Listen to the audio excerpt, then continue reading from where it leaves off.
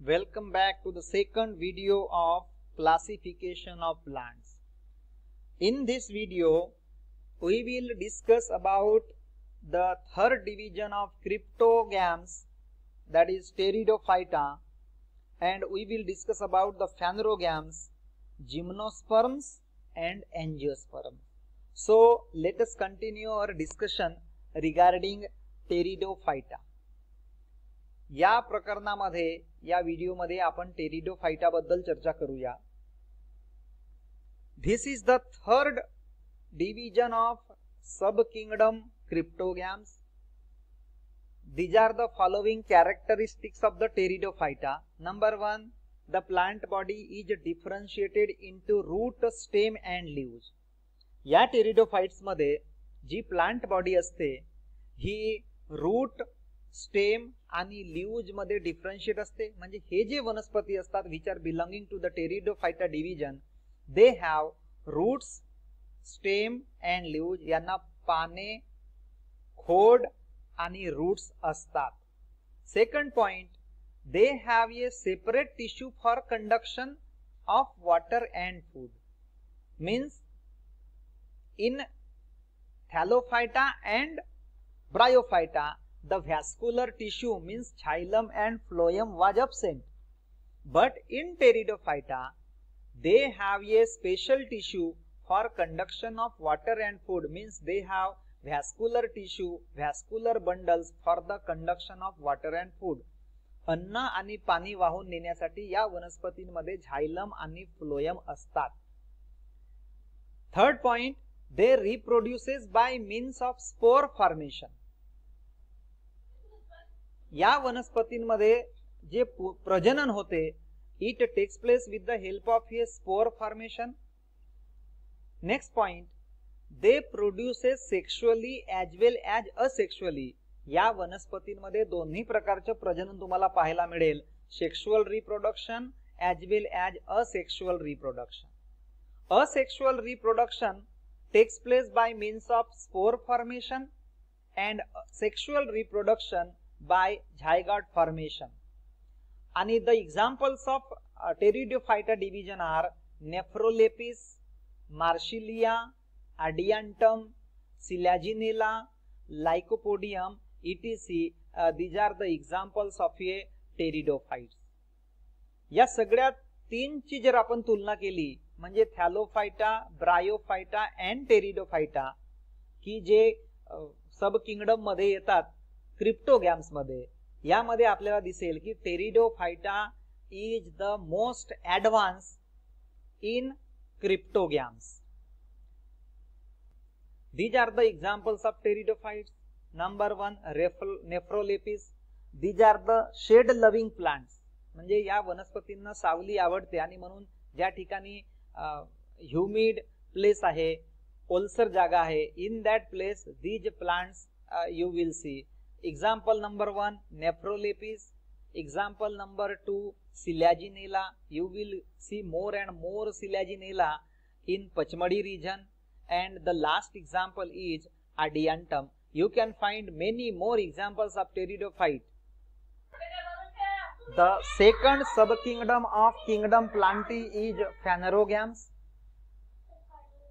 Phanerogams are the plants which bear flowers and seeds are called as phanerogams.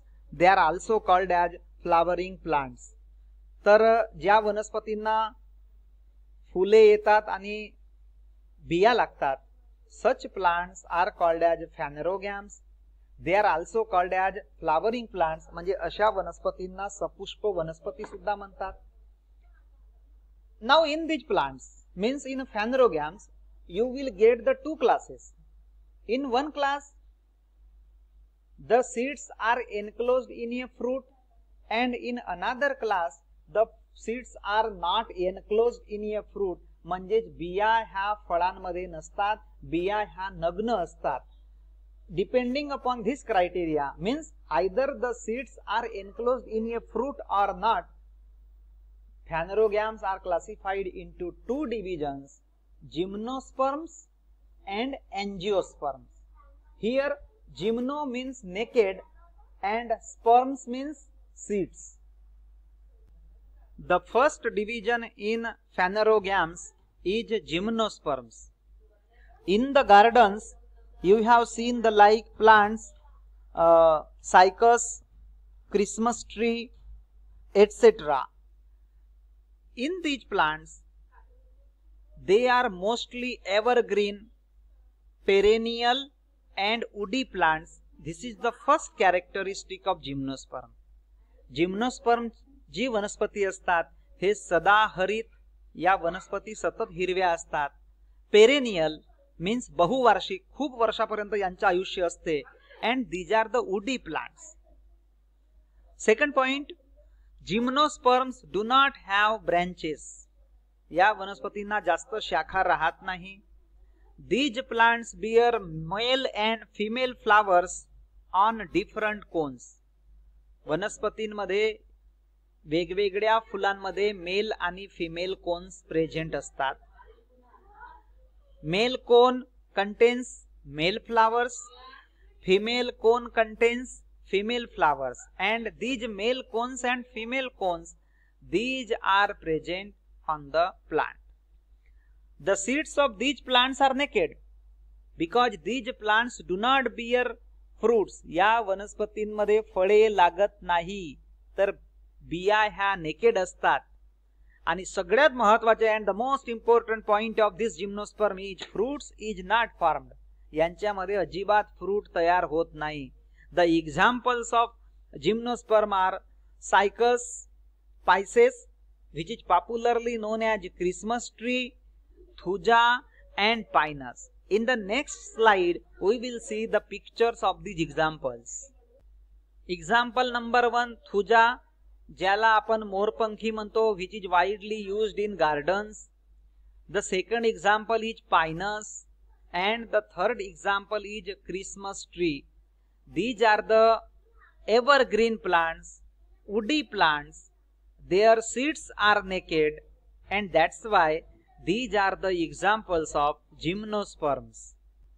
The second division of is angiosperms.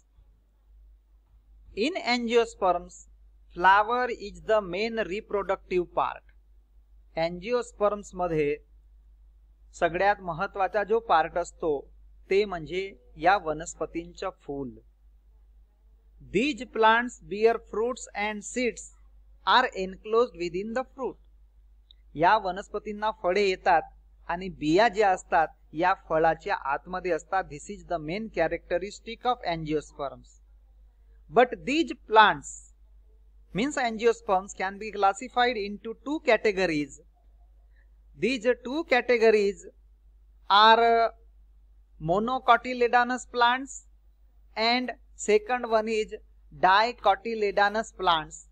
Examples आहेत mango, maize, banana, banyan, rose आणि people. या वनस्पतींमध्ये एक दल वनस्पती आणि द्विदल वनस्पती असे दोन प्रकार पडतात. त्यांच्याबद्दल आपण सविस्तर माहिती घेऊया.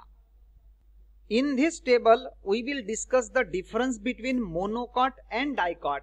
Monocot and dicot, they are also called as monocotyledonous and dicotyledonous. खूप साऱ्या वनस्पतींच्या तुम्ही बिया पाहिलेल्या असतील आणि या बिया जेव्हा आपण पाण्यात भिजत घालतो तेव्हा काही वनस्पतींमध्ये आपल्याला एक दल दिसते. फॉर एक्झाम्पल राईस, व्हीट, ज्वार, बाजरा यांच्यामध्ये फक्त आपल्याला एकच दल मिळेल. परंतु काही उदाहरणे जसं for example almond, tamarind, mango, beans आणि groundnut, even green gram and black gram याच्यामध्ये तुम्हाला दोन दले दिसतात. तर now let us discuss the difference between monocot and dicot.